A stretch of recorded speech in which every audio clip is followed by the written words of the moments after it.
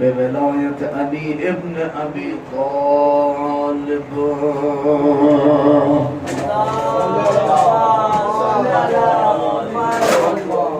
الصلاة والسلام على صاحب الدين والإسلام والحل والغرام والركن والمقام والسجود والقيام والشريعة والأحكام مولانا ومولى الكونين جد الحسن والحسين أبي القاسم محمد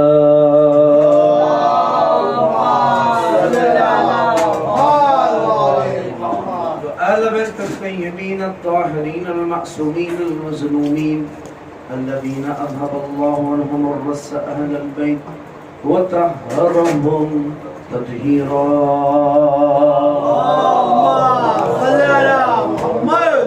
لعنة الله على أعدائهم أجمعين من يومنا هذا إلى قيام يوم الدين. أما بعد فقد قال الله الحكيم بسم الله الرحمن الرحيم لا رطب ولا يابس إلا في كتاب مبين. صلوات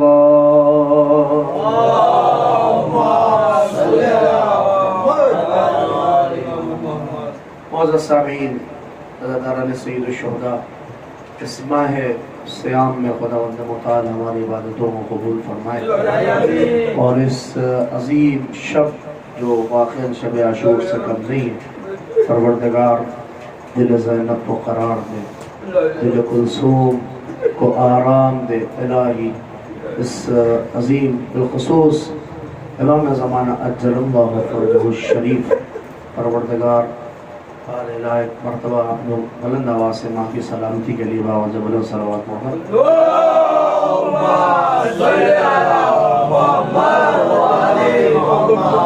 مسلسل آپ کی خدمت میں یہ چوتھا سلسلہ کلام ہے جو آپ کی خدمت میں پیش ہو رہا ہے، اور میں نے آپ سے کہا ہے کہ قرآن اس وقت تک نہیں سمجھا جا سکتا ہے جب تک اہل بیت اطہار کو اس کے ساتھ نہ رکھا جائے، اس لیے کہ قرآن مجید گونگا ہے اگر اہل بیت علیہ السلام اس کو زبان نہ دے. قرآن مجید کی کوئی اپنی شناخت نہیں ہے اگر اہل بیت اطہار نہ ہوتے، اس لیے کہ پیغمبر نے قرآن پیش تو کر دیا تھا، مگر اس لیے کہ دیکھیے ہر کتاب کے لیے، ہر اس کے لیے ایک مدرس چاہیے ہوتا ہے جو بتائے کہ وہ کتاب کیسی ہے. اس لیے کہ جب تک پڑھانے والا نہ ہو تب تک کوئی کتاب سمجھ میں نہیں آ سکتی.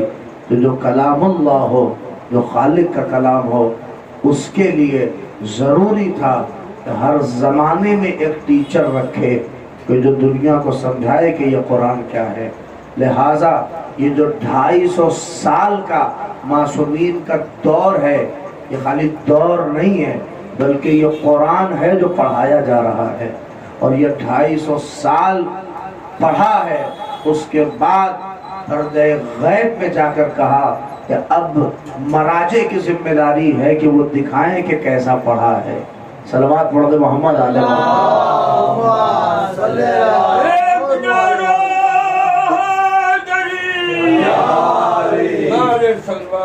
لہذا چونکہ آل محمد کی شخصیت ایسی ہے کہ یہ قرآن اور اہل بیت اطہار یہ آپس میں کبھی بھی جدا نہیں ہے. اسی لیے تو دیکھیے جس عظیم ہستی کی شب شہادت ہے اس کے لیے کیا کہا پیغمبر نے؟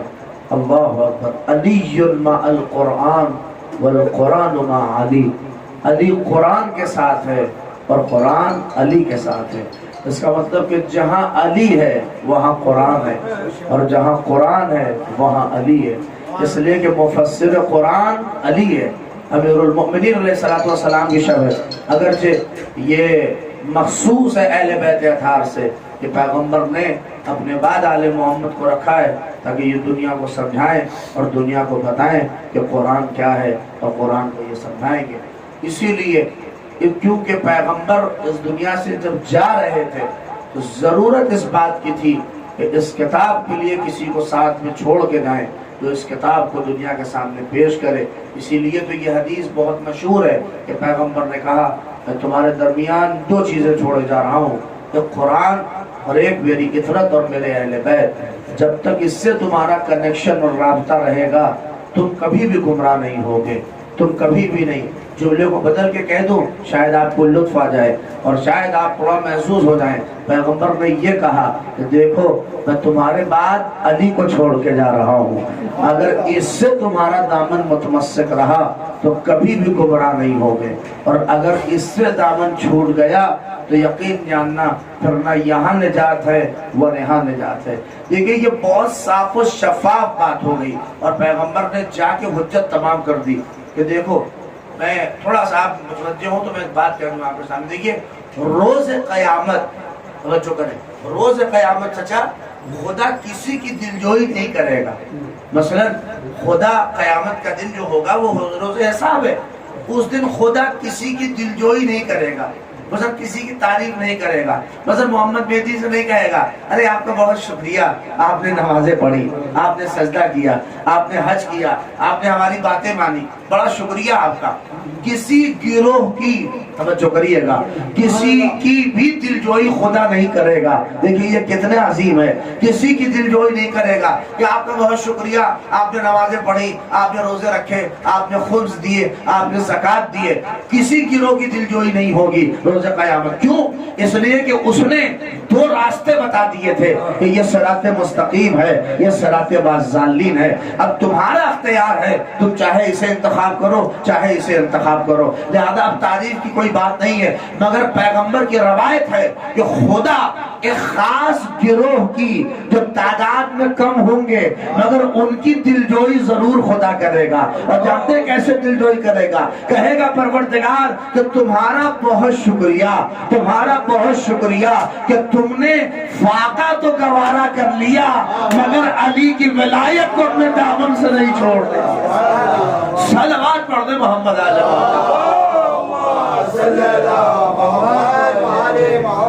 एक और सलामत पढ़ दे मोहम्मद।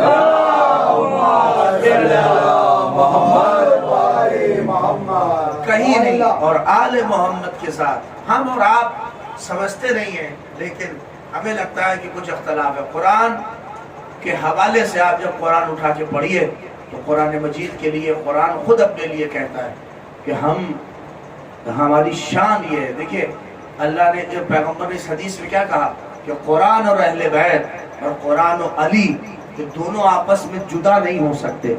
कुरान और अली ये कभी भी आपस में क्या है, जुदा नहीं हो सकते। यानी क्या मतलब कि हमेशा दोनों का साथ होगा।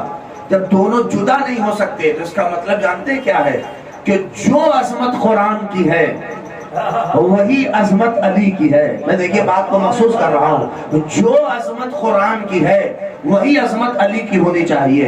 यानी जो शान और जो फजीलत अली की है, कुरान की है, वही शान और फजीलत अली की होनी चाहिए। क्या नहीं होनी चाहिए? जब दोनों का साथ है और दोनों आपस में जुदा नहीं हो सकते। नहीं गौर कर रहे हैं? देखिए दो आदमी साथ तभी होते हैं जब जहन से जहन मिले, जब सोच से सोच मिले, जब फिक्र से फिक्र मिले, जब दिमाग से दिमाग मिले, तभी दो आदमी दोस्त साथ साथ रहते हैं। कभी आपने नहीं देखा होगा कि किसी काले की घोड़े से दोस्ती हो जाए। इसलिए अगर साथी है तो इसका मतलब कोई ना कोई एक ऐसी चीज पाई जा रही है जो दोनों के दरमियान बहुत पहली कर रही है।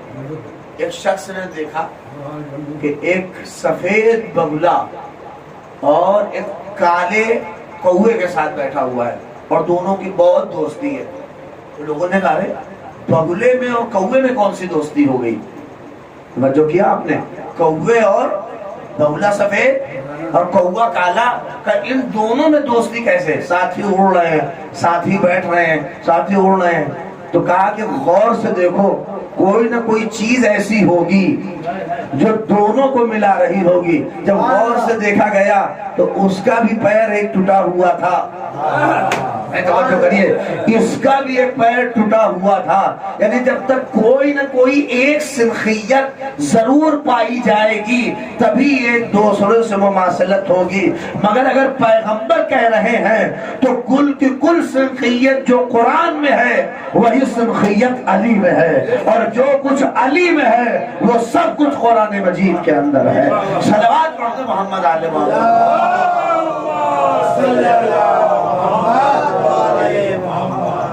بلکہ ابھی آپ کے ذہن کے دریچے کھل جائیں گے. میں ایک بات کہوں، واہ واہ کرانا بہت بڑی بات نہیں ہے، مگر کچھ علمی باتیں میں چاہ رہا ہوں اپنے نوجوانوں تک پہنچے. دیکھیں بہت اہم ہے. قرآن مجید خود قرآن اپنے لیے کہتا ہے، کیا کہہ رہا ہے؟ لو انزلنا هذا القرآن على جبل لرأيته خاشعا متصدعا من خشیت اللہ. یہ شان قرآن ہے. میں نے بھی کیا کہا ہے؟ جو شان قرآن کی ہے وہی شان کس کی ہونی چاہیے؟ بولیے بلند آواز سے بولیے. ایک صلوات پڑھیے محمد آل محمد. یہ بہت آگے جانا نہ کریے، ایک تو ماشاءاللہ سے لوگ ہی زیادہ ہیں، اوپر سے آنا جانا کم. تھوڑا سا گیٹ بند کر کے رکھیے. اب بات غور سے کریے. میں آپ کے سامنے جو بات کہہ رہا ہوں بہت ایجنڈے کے شاید آپ کے لیے کام تھے اور اپنے ذہنوں میں محفوظ کریے. لیکن جو فضیلت قرآن کی ہے وہی فضیلت علی کی ہے.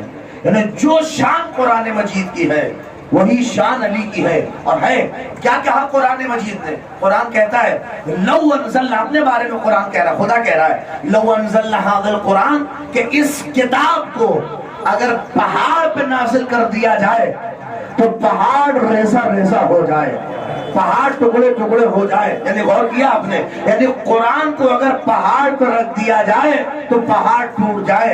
ہے نا قرآن آپ کے پاس؟ جائیے لے جا کے رکھ کے دکھائیے اور قرآن رکھیے. اتنے پہاڑ جو توڑے جاتے ہیں، کیسی کیسی مشینیں لگائی جاتی ہیں. اگر کتاب رکھنے سے پہاڑ ٹوٹ رہا ہوتا تو اتنی مشینوں کی ضرورت نہ پڑتی. لے آ کے لوگوں نے بہت رکھے، کہیں پہاڑ نہیں ٹوٹا. مگر قرآن کی خاصیت ہے کہ اگر یہ پہاڑ پہ نازل ہو گیا ہوتا تو پہاڑ ریزہ ریزہ ہو جاتا. اللہ اکبر. ہمیں اور آپ کو کہیں اس کی مثال نہ ملتی. یہ آیت ہمارے لیے صحیح نہ ہوتی اگر آل محمد کو قرآن ناطق نہ بنایا گیا ہوتا. کیونکہ قرآن کی فضیلت یہ ہے کہ اگر پہاڑ پہ نازل ہو جائے تو پہاڑ ریزہ ریزہ ہو جائے. علی نے اس کائنات میں بتایا کہ مادر علی ابھی کعبے کے قریب پہنچی تھی اور دیوار شک ہو کے بتا رہی تھی. وہ قرآن ثابت کا کمال تھا، یہ قرآن ناطق کا کمال تھا.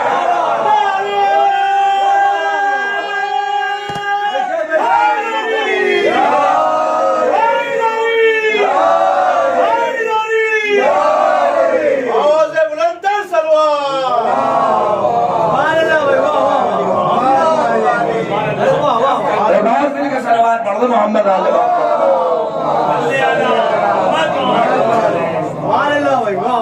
اگر امیر المومنین کی ذات نہ ہوتی، کہا مادر علی، بظاہر علی نہیں، خود مادر علی ابھی کعبے کے قریب پہنچی تھی اور دیوار نے شک ہو کے بتایا کہ لو انزلنا هذا القرآن على جبل لرأيته خاشعا متصدعا. تھوڑا سا آگے آ جائیے. شیر علی بھائی کہہ رہے ہیں تھوڑا سا آگے آئیے، اس لیے کہ آسان کام نہیں ہے. تھوڑا سا آگے آ جائیے. آواز بلند امام زمانہ نعرہ صلوات.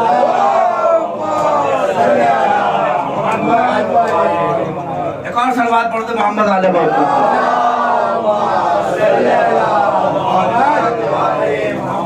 آپ توجہ کریے بات دیکھیں کیا ہے قرآن کی شان و فضیلت. یہ ہے کہ اگر یہ پہاڑ پہ چچا نازل ہو جائے تو پہاڑ ریزہ ریزہ ہو جائے، پہاڑ اپنی جگہ سے حرکت کر جائے. یہ قرآن ثابت کا کمال ہے. ہمارے لوگ کہتے ہیں کہاں پہاڑ اور کہاں یہ ساری چیزیں. کمال آل محمد قرآن کی عزت کو بچانے کے لیے آئے تھے. اما ہم اور آپ اسے سمجھے نہ سمجھیں، ہم سے زیادہ تو وہ عیسائی سمجھ گئے کہ جب مباہلے میں پنجتن کو دیکھا تو کیا کہا؟ یہی تو کہا کہ اگر یہ اشارہ کر دے تو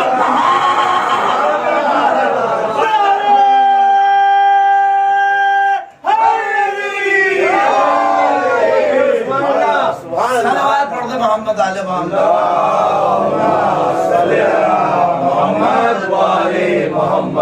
عیسائیوں نے یہی تو دیکھ کے کہا کہ ہم ان چہروں کو دیکھ رہے ہیں، اگر یہ اشارہ کر دے تو پہاڑ اپنی جگہ سے حرکت کر دے، پہاڑ اپنی جہاں پہ ریزہ ریزہ ہو جائے.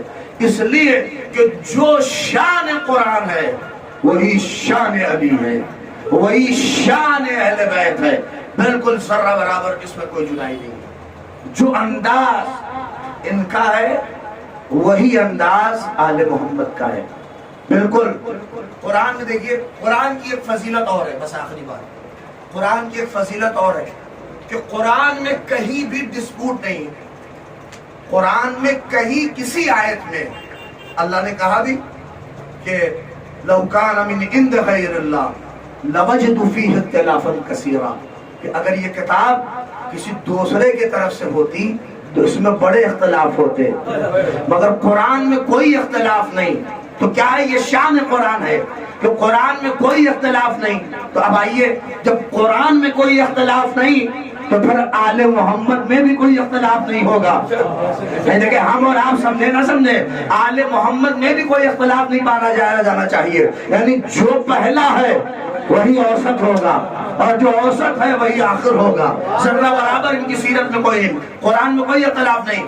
آل محمد تاریخ سنا رہا ہوں, سنیے, واقعا کوئی اختلاف نہیں ہے. پیغمبر کب گئے اس دنیا سے؟ بولیے, یاد ہے, سن یاد ہونا چاہیے. کس سن میں گئے پیغمبر؟ سن, نوجوانوں یاد رکھیے یہ ساری چیزوں کو, سن 11 ہجری پیغمبر کب گئے؟ سن, بولیے, 11 ہجرت کے 11ویں سال پیغمبر اس دنیا سے چچا چلے گئے. 8ویں امام کس سن میں آئے؟ مجلسیں دیکھیے کریے, ماشاءاللہ سے بہت اچھا پروگرام کر رہے ہیں. تھوڑا سا علمی آپ لوگ موقع بہ موقع جو مجلسیں ہو رہی ہیں کوشش کر کے ایسے لوگوں کو بلائیے جو آپ کو کچھ علم دے. اس لیے کہ خطابت دیکھیے بابائی میں بہت ٹائم نہیں لگتا ہے. اگر خطیب ہے تو 2 منٹ میں بابا کراؤں گا اور آپ بولتے رہیے گا, لیکن کچھ علمی باتیں پہنچنی چاہیے, چونکہ مجلسیں صرف بابائی کی جگہ نہیں ہے. آل محمد کی فضیلت تو ہے ہی کہ ہم بابا کریں گے, مگر کم سے کم ہمارا کیریکٹر ایسا ہو. فرض کریے امام زمانہ ہی آ کے پوچھ لیں کہ ہمارے جد رسول اللہ کب اس دنیا سے گئے. توجہ کریے گا, اتنے سال یہ ایک کلاس ہے, یہ ایک ایسی یونیورسٹی ہے جسے جناب زینب نے قائم کی ہے. اور یہ بات آپ سمجھ لیجئے, خالی یہ نہ سمجھیے کہ پرچے کا امتحان جا کے امتحان حال میں دیا جاتا ہے. جناب زینب نے اس فرش کو بھی بچھا کے ہمارا امتحان لیا ہے کہ اس فرش پہ آ کے امتحان دینے کے لائق بن سکتے ہو کہ نہیں بن سکتے ہو. لہذا یہ بہت اہم جگہ ہے. پیغمبر اس دنیا سے گئے سن, بولیے, 11 ہجری میں. 8ویں امام کس سن میں ہیں؟ تقریباً 150 ہجری. تو کتنا فاصلہ ہے پیغمبر میں اور 8ویں امام میں؟ 140 سال میں کیا کیا بدل جاتا ہے آپ کو پتا ہے؟ ہاں, تھوڑا محسوس تو کریے آپ. 140 سال کم نہیں ہوتا ہے. ہاں, 140 کا 10 سال بعد آپ یہیں تاڑتے ہو آئیے گا نا تو پہچان نہ پائیے گا کہ امام بارگاہ کہاں ہے. توجہ کر رہے ہیں آپ, ڈیولپمنٹ ایسا ہو جائے گا کہ آپ پہچان نہیں پائیں گے. اور 140 سال میں تو آدمی, میں تو گارنٹی کے ساتھ کہہ رہا ہوں, 140 سال کے بعد یہاں جتنے بیٹھے ہیں قسم کھا کے کہہ رہا ہوں کوئی نہیں رہے گا. اور جو کہہ رہا ہوں 140 سال کے بعد یہاں جتنے بیٹھے ہیں, یہ تو میں گارنٹی سے کہہ سکتا ہوں کہ یہاں جتنے ہیں یہاں کوئی نہیں رہے گا. عمارتیں تو ہوں گی, ہاں توجہ کریے گا, کوئی نہیں رہے گا. میں آپ کو بتا دوں کہ آدمی کی گارنٹی نہیں ہے, اس کی بھلے گارنٹی ہو مگر آدمی کی کوئی گارنٹی نہیں ہے کہ کب. لہذا آپ دیکھیں پیغمبر کب گئے؟ سن 11 میں, اور 8ویں امام کب ہے؟ سن 150 ہجری میں. تو 8ویں امام میں, یا لفظ بدلوں, پہلے محمد سے لے کے اور 8ویں محمد میں فاصلہ ہے 140 سال کا. اب آپ بتائیے 140 سال میں کیا کیا بدل جانا چاہیے اللہ رے. جیسے قرآن میں کوئی اختلاف نہیں ویسے ان کے درمیان کوئی اختلاف نہیں. کیا ہے؟ کہا خراسان میں ایک شخص نے خواب دیکھا کب؟ 150 ہجری میں, 140 سال کے بعد خواب دیکھتا ہے کہ ایک مسجد ہے. وہ کہتا ہے میں مسجد میں گیا, خواب دیکھ رہا ہے کہ مسجد میں پہنچا تو میں نے دیکھا کہ مسجد کے مصلے پر محمد بیٹھے ہوئے ہیں اور محمد تشریف فرمائے. اور میں جب قریب گیا تو کیا دیکھا کہ ایک تشت رکھا ہوا ہے اور وہ پورا تشت کھجوروں سے بھرا ہوا ہے, کھجوریں اس میں پڑی ہیں. وہ کہتا ہے میں جا کے پیغمبر کو دیکھ کے پیغمبر کے سامنے ایسے بیٹھ گیا. بس پیغمبر نے میرا چہرہ دیکھ کر اس تشت میں ایک مٹھی ڈالی اور لے کے میرے دامن میں پھینکی. اب جب میں نے کھجوریں گینی تو 18 تھی. توجہ کر رہے ہیں, جب میں نے کھجوریں گینی تو کتنی تھی؟ 18. وہ کہتا ہے یہی دیکھا کہ آنکھ کھل گئی. اب میرا دماغ وہی دقیانوسی جیسا لوگوں کو چلتا ہے میرا بھی چلنے لگا. یہ 18 ہی کھجوریں کیوں دی؟ 18 ہی دن رہیں گے کیا؟ 18 ہی سال زندہ رہیں گے یا 18,000 دینار ملیں گے کیا؟ 18 کا مطلب ہے وہ اسی سوچ میں تھا اور نکلا کہ چلو کسی سے خواب کی تعبیر جانے. باہر نکلا تو دیکھا کہ کوئی اعلان کر رہا تھا کہ کل 8ویں کا گزر ہے. نہیں تھوڑا بیدار ہو کے سنیے کہ کل محمد کے 8ویں جانشین کہ یہاں خراسان میں آنا ہے. تو اس نے کہا کہ کسی اور سے پوچھنا کیا، کل انہی سے پوچھیں گے اس کی تعبیر کیا ہے. وہ کہتا ہے دوسرے دن میں بہت سج دھج کے اعلان ہوا فلاں جگہ آئیں گے. میں جب وہاں پہنچا تو دیکھا واقعا وہاں ایک مسجد تھی اور میں جب مسجد میں داخل ہوا وہ کہتا ہے خواب جیسے ریپیٹ ہونے لگا. میں جب مسجد میں پہنچا ویسے ہی ایک دم وہ کہہ رہا ہے کہ میں نے دیکھا کہ جس انداز سے محمد جہاں بیٹھے تھے خواب میں وہی 8واں بھی اسی جگہ پہ بیٹھا تھا. وہ کہتا جب میں قریب گیا تو ویسے ہی تشت ان کے سامنے بھی رکھا تھا. کاش میں آپ کے ذہنوں تک اتار لے جاؤں. آپ محسوس تو کریے جیسے قرآن میں کوئی اختلاف نہیں ویسے اہل بیت میں بھی کوئی اختلاف نہیں. کہا میں جب پہنچا تو میں اسی انداز سے جا کے بیٹھ گیا جیسے لگ رہا تھا کہ خواب دیکھ رہا ہوں. 8ویں نے میری طرف ویسے ہی دیکھا جیسے محمد نے خواب میں دیکھا تھا. کہا وہی داہنا ہاتھ جو محمد نے خواب میں بڑھایا تھا وہی داہنا ہاتھ 8ویں نے بڑھایا اور ایک مٹھی کھجور لی اور میرے دامن میں پھینکی. اب جب میں نے گنے نہیں بیداروں کے سنیے جب میں نے گنے تو وہی 18. وہ کہتا مجھے شک تھا کہ کہیں خواب تو نہیں دیکھ رہا ہوں. میں نے 8ویں سے کہا تھوڑا پڑھا کے دیجئے تو سامنے امام نے کہا اگر میرے جد نے پڑھا کے دیے ہوتے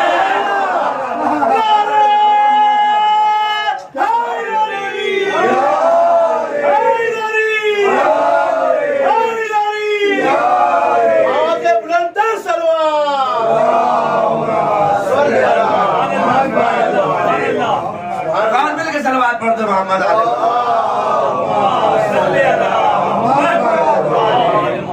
اگر میرے جد نے بڑھا کے دیے ہوتے تو ہم بھی تمہیں بڑھا کے دیے ہوتے. وہ فوراً سمجھ گیا کہ یہ خواب نہیں ہے.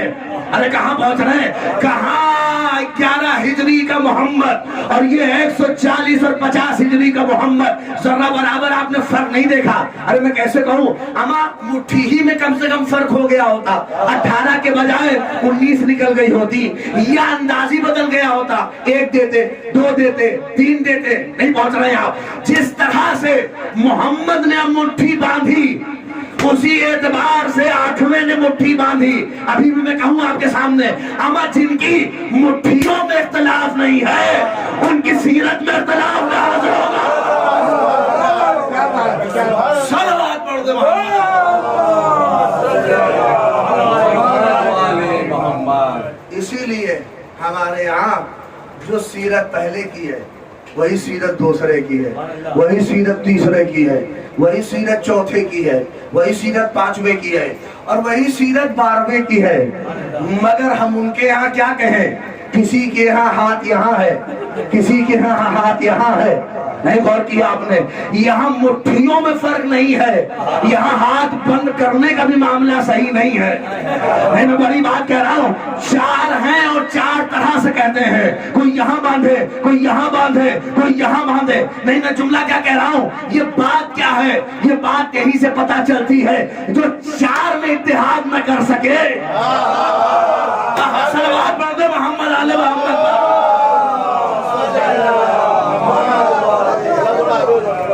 مل کے صلوات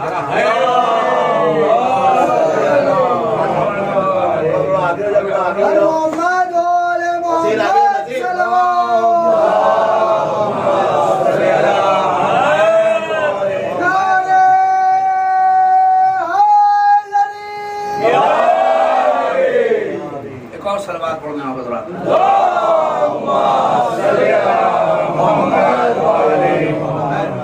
بعض اوقات ہم اور آپ سمجھ نہیں پاتے. آل محمد کے ہاں کوئی اختلاف نہیں, ان کی سیرت میں کوئی اختلاف نہیں. ہم کو لگتا ہے کہ اختلاف ہے. مثلا حسن نے صلح کر لی تو ہم کہتے ہیں امام حسن جنگ میں بہت لگتا ہے انٹرسٹ نہیں رکھتے تھے. یہ سب ہم لوگ کہہ دیتے ہیں کہ نہیں کہہ دیتے ہیں. اسی لیے امام حسن کو کہا جاتا ہے امام امن. اب امام امن کیا مطلب؟ جس کو جس طرح کی ضرورت پڑی اس نے وہ کیا. یہاں کوئی اختلاف تھوڑی نہیں کہ اس نے یہ کیا الگ ہے، بالکل نہیں. اسی لیے دیکھیے کچھ نہ سمجھے ہوئے جب امام کو نہیں سمجھتے ہیں تو یہ سب ساری چیزیں کہتے ہیں. مثلا کچھ لوگ ہوشیاری میں دیکھیے، ارے علی آپ کیسے کہتے ہیں؟ پیغمبر بھلے ہو لیکن امیر المومنین کا کردار آپ لوگ اپنے آپ جذباتی ہوتے ہیں. کیا مطلب؟ کہ اگر علی ان لوگوں سے راضی نہ ہوتے تو اتنی ان کی مدد کرتے؟ نہیں غور کیا آپ نے؟ 25 سال تک علی اتنا مشورہ، دیکھیے مطلب ان کو صحیح کرنے کے لیے کہ صحیح نہ ہوتے تو علی ان کا سپورٹ کیوں کرتے؟ ہر وقت دیکھیے امیر المومنین نے ان کی مدد کی ہے، ہر مرحلے پہ جنگ میں مشورے دیے ہیں. ہاں ہے کہ نہیں؟ آپ دیکھیے کہ صحیح تھے. اسی لیے بعض لوگ کہتے ہیں حضرت علی نے بیعت کر لی. میں نے کہا حضرت علی اللہ اکبر، اس لیے کہ علی کی بیعت دنیا کرتی ہے، علی کسی کی بیعت نہیں کرتا ہے. اب دیکھیں اس کو سمجھ نہیں پا رہے ہیں تو کچھ لوگ کہنے لگے نہیں علی نے، ورنہ 2 قدم علی نے پیچھے تو ہٹایا، کیا 2 قدم آپ بھی پیچھے ہٹ کے مصالحت نہیں کر سکتے ہیں؟ آپ بھی مان لیجئے امیر المومنین نے جیسے. ہم نے کہا مسئلہ یہ نہیں ہے، آپ اہل بیت کے اگر کردار سمجھ جائیے تو پھر بات ہی کیا ہے. علی نہ پیچھے ہٹے، علی اپنا کام کر رہے تو ہر امام نے اس طرح سے کام کیا ہے. ہم نے کہا کیا؟ ہم نے کہا تمہیں پتہ ہی نہیں ہے، تمہارا دماغ ہی نہیں ہے. علی کو اپنے دماغ سے نہ سمجھو، علی کو علی کے اعتبار سے سمجھو کیونکہ یہ امام ہے. دیکھیں ایک واقعہ ایسا ہے امیر المومنین کی زندگی کا جو اس مسئلے کو حل کر دے گا. جو یہ کہتے ہیں علی اگر بیعت نہ کرتے تو مدد کیوں کرتے؟ علی نے ایسے چھوڑ دیا آزادی میں، ان لوگوں کو کرنے دیا، پھر بعد میں خلافت لے لی. ہے کہ نہیں؟ یہ بہت بڑا سوال ہے کہ لوگ کہہ دیتے ہیں کہ راضی تھے. آپ فالتو میں ان کو الٹا سیدھا کہتے ہیں. وہ راضی تھے تبھی تو سپورٹ کر رہے تھے. آدمی چپ ہوتا ہے. اسی کو تو آج پولیٹیشین لوگ، اگر دیکھیے میں بات کہہ رہا ہوں آپ تک پہنچے گی بات. مایاوتی آج یو پی میں بہت خاموش ہیں تو ساری پارٹی والے کہتے یہی ہیں کہ یہ بھاجپا کے سپورٹ میں ہے. نہیں تو بچوں کہتے ہیں دیکھیے خاموشی اب ان کی، یہ پولیٹیشین کی ہے، مگر امام کی خاموشی کسی سیاست کے تحت نہیں ہوتی ہے، خدا کی مصلحت کے تحت ہوتی ہے، اور وہ اس میں بھی اپنا کام کر رہا ہوتا ہے. دنیا سمجھتی ہے کہ یہ خاموش ہے. ہم اور آپ اپنے اعتبار سے نہ سمجھیں ہر مرحلے میں. بس آخری بات ہے، دیکھیے علی نے خلیفہ دوم کے زمانے میں ایک ایسا فیصلہ کیا ہے جو بہت تاریخی ہے اور علی کی سیرت کا جواب ہے. وہ کون سا فیصلہ؟ جب 2 مائیں جس میں ایک جھوٹی ماں تھی اور ایک سچی ماں تھی اور ایک بیٹے پر دونوں اپنا حق جتا رہی تھی کہ میرا ہے، وہ کہہ رہی تھی میرا ہے. بیٹا تو کسی ایک کا تھا، یعنی دونوں سچی تو نہیں ہو سکتی. ایک جھوٹی ماں ہے، کاش آپ کا ذہن پہنچے، اور ایک سچی ماں ہے، یعنی ماں بھی جھوٹی ہو سکتی ہے. میں بات کہہ رہا ہوں آپ کے سامنے، تھوڑا سا محسوس تو کریے کہ 2 ہیں، دونوں جتا رہی ہیں کہ یہ میرا ہے، یہ میرا ہے. دونوں دیکھیے میں آپ کو کہاں لے کے جا رہا ہوں. خلیفہ دوم کے وقت میں آیا، انہوں نے دیکھا پھنس گئے. ارے یہ بھی کہہ رہی میرا ہے، یہ بھی کہہ رہی میرا ہے، یہ تو ہمیشہ پھنس گئے. اور کیسے پوری خلافت پھنسی ہے اور سب نے تو کس کے پاس جاتے؟ ارے اللہ نے مشکلات نہ ہوتا تو کیسے حل ہوتا؟ علی کو بلائیے. حضرت علی آئے، کہ یہ معاملہ پھنس گیا ہے، کہ یہ دونوں عورتیں دونوں دعویٰ کر رہی ہیں کہ بچہ میرا ہے. علی نے کہا اس میں کون سی بہت بڑی بات ہے، تلوار لاؤ ابھی فیصلہ کر رہے ہیں. میں تھوڑا بیدار ہو کے سنیں، تلوار لاؤ ابھی فیصلہ کر رہے ہیں. میں آپ کے ذہن میں بات تو میں جو کر رہا ہوں وہ سمجھیے کہ اہل بیت اطہار اور علی کا ہر قدم یقین جانیے خدا کی مصلحت کے تحت ہے. ہم اور آپ سمجھتے ہیں کہ الگ ہے، لیکن نہیں، یہ کام وہی کر رہے ہیں جو خدا بند متعال چاہتا ہے. کیا جیسے دیکھیے کیا تلوار لاؤ ابھی معاملہ فیصلہ کر دیں گے. تلوار آئی، علی نے کہا بچے کو کاٹ دو، آدھا اس کو دے دو اور آدھا اس کو دے دو. دیکھیں ایک جھوٹی ماں ہے اور ایک سچی ماں ہے. توجہ کریے گا آپ، سچ کیا ہوا واقعہ سنائے کہ نہیں؟ بارہ سنائے کہ ہوا کیا. جو سچی ماں تھی، توجہ کریں، جو سچی ماں تھی اس نے اپنا قدم پیچھے ہٹا لیا، اور جو جھوٹی تھی وہ ڈٹ کے کھڑی تھی کہ میرا ہے. میں کیسے کہوں کے سامنے. تو جو سچی ماں تھی جو پیچھے ہٹی. اب بتائیے, ایک انداز بتا رہا ہوں آپ کے سامنے. دنیا میں آپ بھی رہتے ہیں, بڑے کیسز لڑے ہوں گے زمین کے, بہت کچھ. آپ توجہ کریں, اور خاص کر ہمارے شیر بھائی جو بلڈر کا کام ہی کرتے ہیں, وہ تو خوب کیسز آپ نے دیکھے ہوں گے, زمین کے کتنے مسئلے پھنستے ہیں. شان بھائی توجہ کریے, کیا ہوتا ہے کہ اگر جج کے سامنے دو آدمی ایک زمین پہ لڑ رہے ہیں, مگر ایک آدمی فرض کریے کیس میں اپنا ہاتھ پیچھے کھینچ لے, تو آپ بتائیے جج کس کے حق میں فیصلہ سنائے گا؟ بھلے زمین آپ کی ہو, اگر آپ پیچھے ہٹ گئے تو جج فیصلہ اس کے حق میں سنائے گا جو کیس میں ڈٹا رہے. یہ دنیاوی عدالت ہے, علی کو دنیاوی اعتبار سے نہیں سمجھ سکتے. علی نے فیصلہ ڈٹنے والے کے حق میں نہیں سنایا, پیچھے ہٹنے والے کے حق میں سنایا.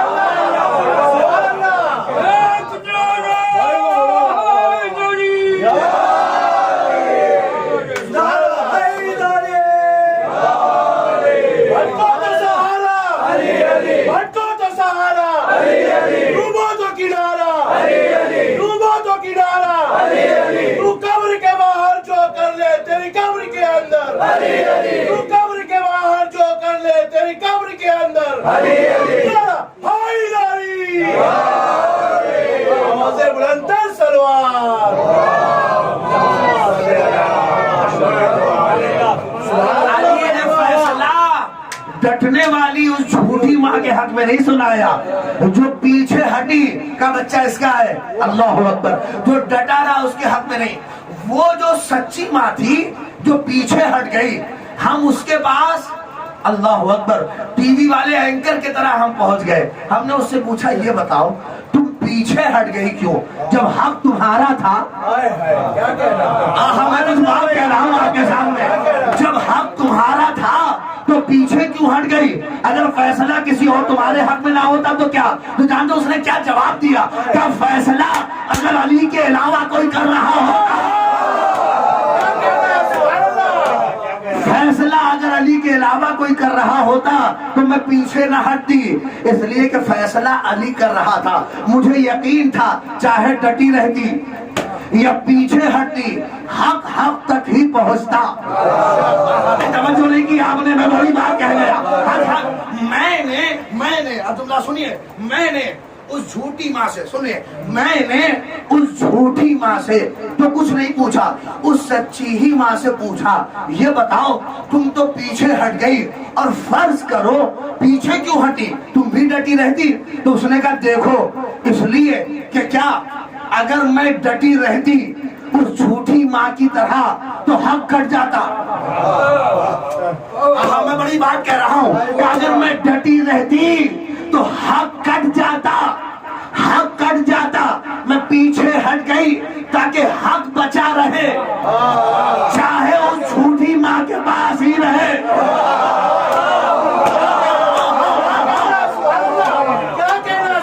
میں ڈٹی نہیں, میں پیچھے ہٹ گئی اس لیے کہ میرا مقصد یہ تھا کہ حق زندہ رہے, چاہے جس کے پاس رہے.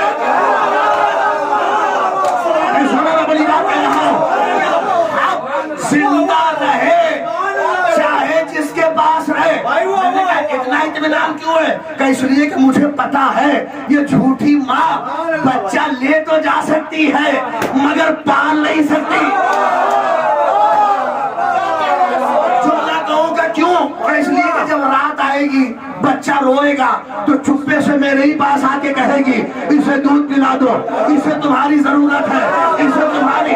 یہ جملہ سنو کہ تو علی پیچھے ہٹ گئے, اما علی ہٹے اس لیے کہ اسلام زندہ رہے. سنو, علی چاہتے تھے اسلام زندہ رہے چاہے جس کے پاس رہے, اس لیے کہ علی کو پتا تھا کہ یہ لے تو جا سکتے ہیں مگر پال نہیں سکتے. کیوں؟ اس لیے کہ جب ضرورت پڑے گی میرے ہی قدموں میں آ کے علی مسئلہ حل کریے, علی مسئلہ حل کریے.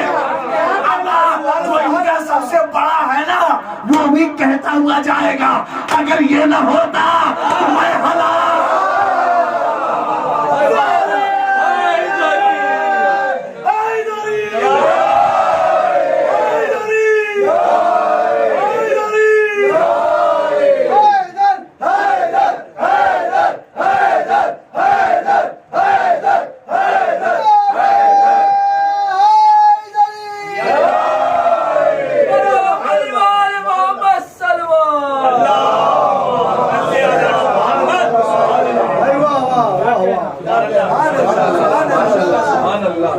اس لیے علی پیچھے نہیں ہٹے.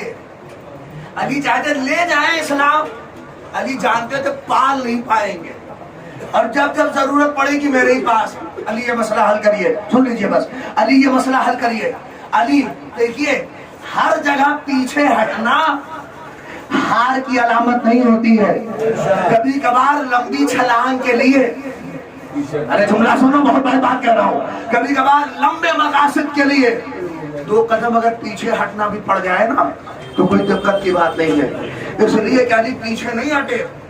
بس جملہ سن لیجئے, علی پیچھے نہیں ہٹے. سچی, اچھا دیکھیے, جو سچی ماں تھی وہ پیچھے ہٹ گئی, اور جو جھوٹی ماں تھی, اب میں لے جا رہا ہوں آپ کو کہیں, وہ ڈٹ کے کھڑی رہی. توجہ کیا آپ نے, یعنی تاریخ نے 2 کیریکٹر دکھایا کہ سچی ماں اپنے حق کو بچانے کے لیے پیچھے ہٹ جاتی ہے, اور جھوٹی ماں ڈٹ کے کھڑی رہتی ہے. میں جملہ کہوں, سچی ماں حق کو بچانے کے لیے پیچھے ہٹ جاتی ہے, مگر جھوٹی ماں چاہے کر جائے مگر ڈٹی رہتی ہے. اب تاریخ اٹھاؤ نا, ایک جھوٹی ماں جمل میں کھڑے ہو کر اسلام کے بچوں کو کروا صلوات پڑھ دے محمد آل محمد.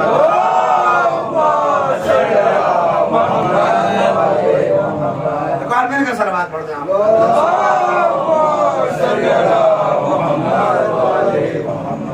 بس میرا عزیزوں, تاریخ اٹھائیے, علی کا قدم پیچھے نہیں ہٹا ہے.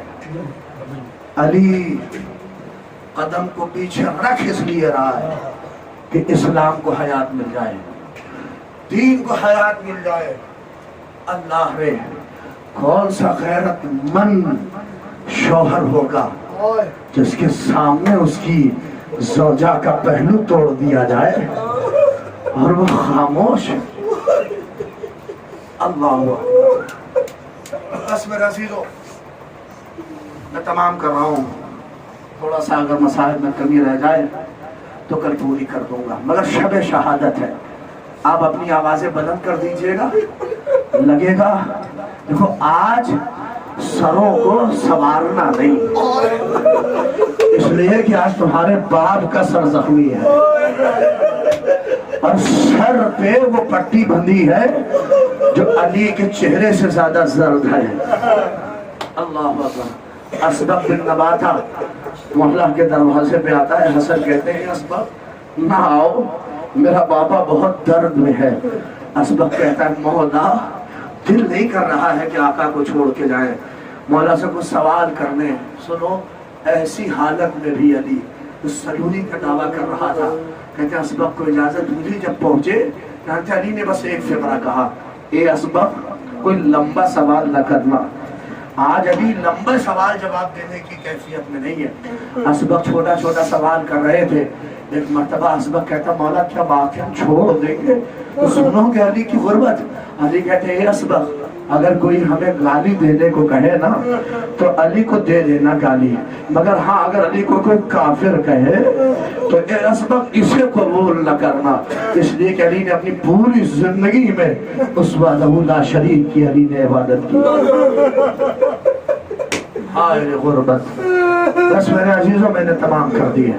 میرے نوجوانوں, رونے کے لیے آپ آمادہ ہیں, میرے پاس فقرے نہیں ہیں, لیکن بس آؤ کہہ دوں وہ وقت قریب آ رہا ہے کہ جب علی اپنے زبان پر کہیں گے اِنَّا لِلَّهِ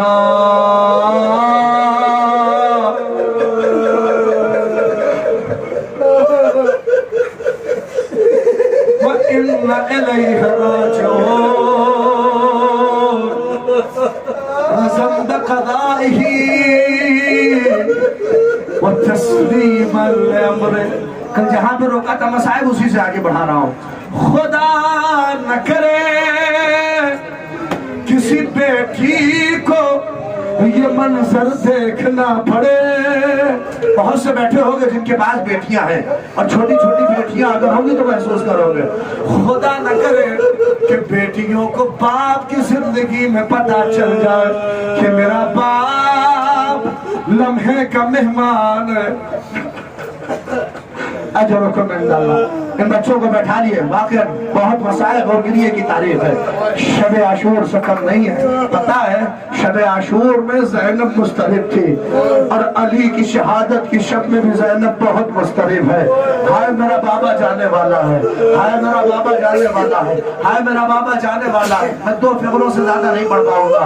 हाय मेरा बाबा जाने वाला है। ए नौजवानों थोड़ा सा बेदार हो, अल्लाह रे आज यतीम हो जाओगे। अभी जब सुबह नमूदार होगी और जब ताबूत चलेगा जिब्रील की आवाज बुलंद होगी, हाय गरीब, हाय कूफे का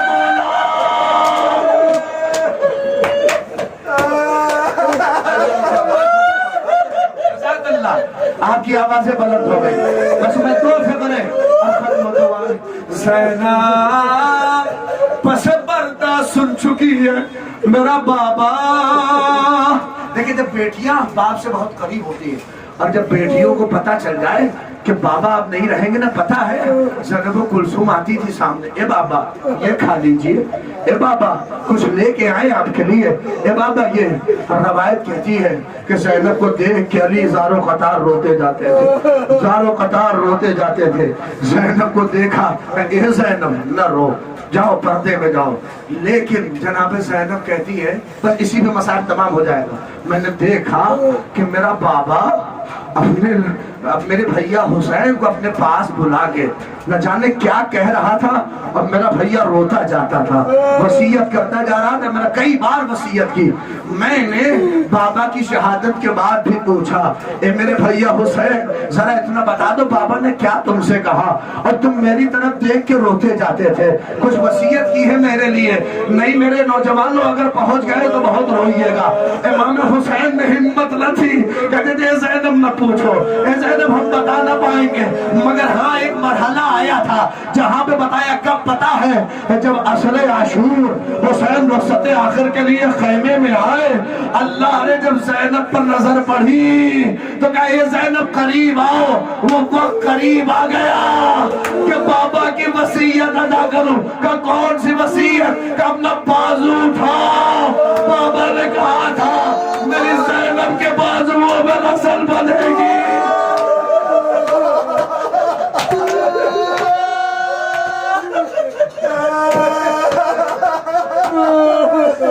ए ज़ैनब वो वसीयत अदा करूं, आओ। कहते बाजू हटाया, हुसैन ने बाजू का बोसा लिया। अल्लाह ने एक वसीयत ज़ैनब ने अदा की, ए मेरे भैया जरा गला अपना करीब करो, मैं अम्मा की वसीयत अदा कर दो। अम्मा ने कहा था शिव का खंजर चलेगा। बस आखिरी फिक्रा तमाम हो गई। वसीयत सुना आपने, बहुत रोए।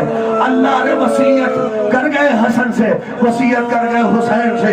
ये आजादारों आखिरी फिक्रा और खत्म दुआ है, जब याद आए रो लीजिएगा। मैंने तमाम कर दिया मसाइब, न कैफियत है न हालात है। अल्लाह रे आखिरी फिक्रा, आवाजें बुलंद करिएगा, मैं मिंबर से नीचे आ रहा हूँ। रवायत का फिक्रा है कि इमाम हसन से कहते हैं, ए मेरे लाल मुझे थोड़ा सहारा दो और कूफे वालों को बुला दो, मैं छोटा सा खुतबा देना चाहता हूँ। अल्लाह ने अली को कितना ख्याल था, इस हालत में कूफे वालों को बुलाओ। हसन ने सबको बुलाया, कूफी जमा हुए, हसन बाहर निकले अपने बाबा को लेकर। अली ने कहा अल्हम्दुलिल्लाह रब्बिल आलमीन, सारी तारीफें उस परवरदिगार की है। ए कूफे वालों तकवा और परहेजगारी का ख्याल रखना। और फिर जानते क्या फिक्रा कहा, ए कूफे वालों मेरी बेटियां मेरे बाद यतीम हो जाएगी। ए कूफे वालों मेरे बच्चों के साथ अच्छा सलूक करना। अल्लाह ने यकीन करोगे अली जाते जाते एक फिक्रा कह गए, ए कूफे वालों मेरी बेटी जब इसी कूफे में बेवदा है तो उसे पत्थर न मारो, मैं कहूँगा मौला अरे अभी कूफा।